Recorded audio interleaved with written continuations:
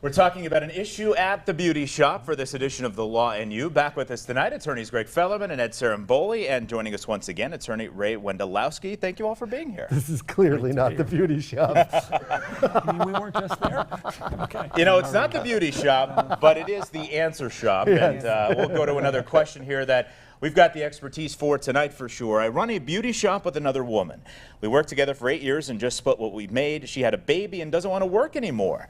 Do I have to split what I make with her now? How does this change things for this woman?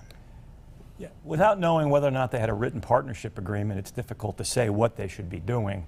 It highlights the fact that if you're going to get into a business with another person, that you should consult with a lawyer, have your agreement reduced to writing so that you know what your rights and responsibilities are if something like this should occur.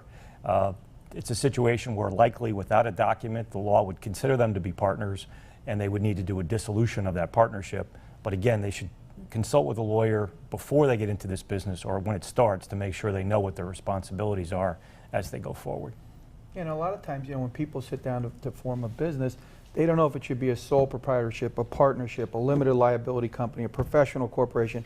There's all these different types of business entities that you need the legal advice to, because then there's also tax consequences that go with it.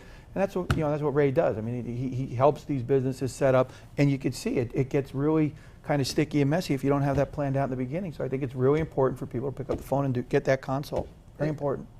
Hope for the best, plan for the worst. If you plan for the worst thing that could possibly happen in your business, you're never going to be surprised. And that's what that's what one of the things that Ray does. He's going to sit down with you and say, okay, let's plan for the worst. And if that ever comes about, everybody knows where they stand. Yeah. There's no guesswork. But then now, all right, we're gonna hope for the best and do our best to make sure this business is successful. But at least everybody knows where they stand moving forward. And you can know where you stand as well by calling the office, reaching out online, and don't forget Results Matter. Attorneys Greg Fellerman, Ed Ciarimboli, and Ray Wendelowski.